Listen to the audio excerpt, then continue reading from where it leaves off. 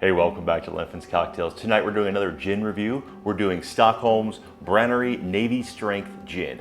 This gin is pretty exciting so far. I've had one of their other gins from this company before. It's their special Negroni mix gin, which I'll do a video on here soon. But I want to do the Navy Strength one first because primarily I hadn't done a Navy Strength gin review on this channel yet because my favorite Navy Strength gin is not available in Japan, and that's Plymouth Navy Strength gin. So I'm always on the hunt for another gin sort of like that, and I'm really hoping to see how this one compares. The Stockholm Branneri Navy Strength Gin is a plussed up version of their regular dry gin.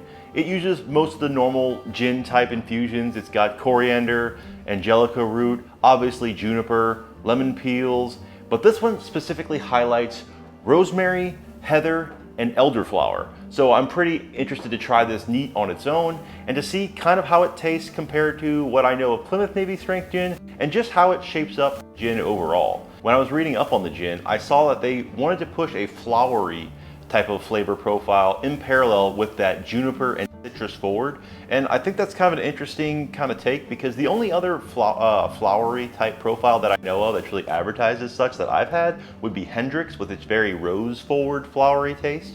Anyway, let's get to try. All right, we've got it. It's clear.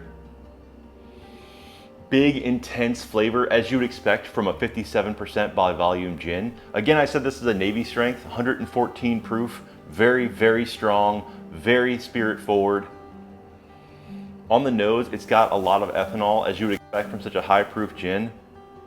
I'm not getting too much citrus. It's really ethanol and I would say a good bit of that juniper flavor and smell. Let's go ahead and give it a try.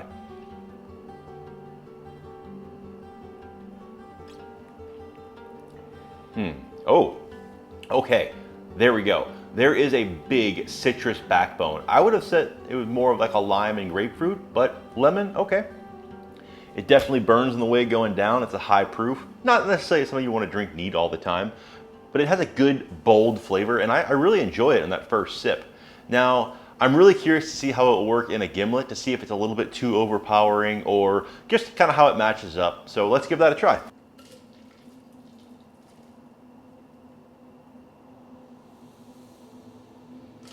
All right, we've got our gimlet, 2 ounces of our Navy Strength Gin, 3/4 of an ounce of lime juice, 1/2 an ounce of rich simple syrup. Cheers, let's give it a try.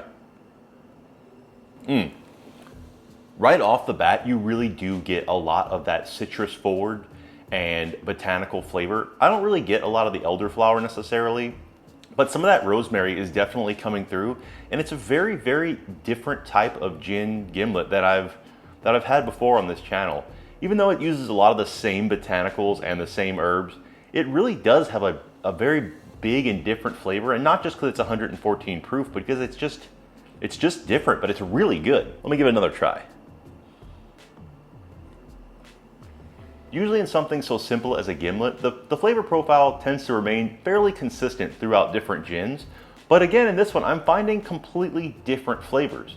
The rosemary is coming through, and it's not as citrus forward as I would think based on the flavor when I tried it, but it's very, very good and different, and I would say a little bit unique. Maybe that's because it's a Nordic style gin and not a London Dry or a Plymouth gin like I'm used to, but this is really good, and I definitely recommend if you find this in your area to check it out because it's pretty delicious, and I think it stands up really well in a drink and neat. I'd be willing to bet that it would make a really good 50-50 martini with all the notes paired with a good vermouth, but that's for another time, another video.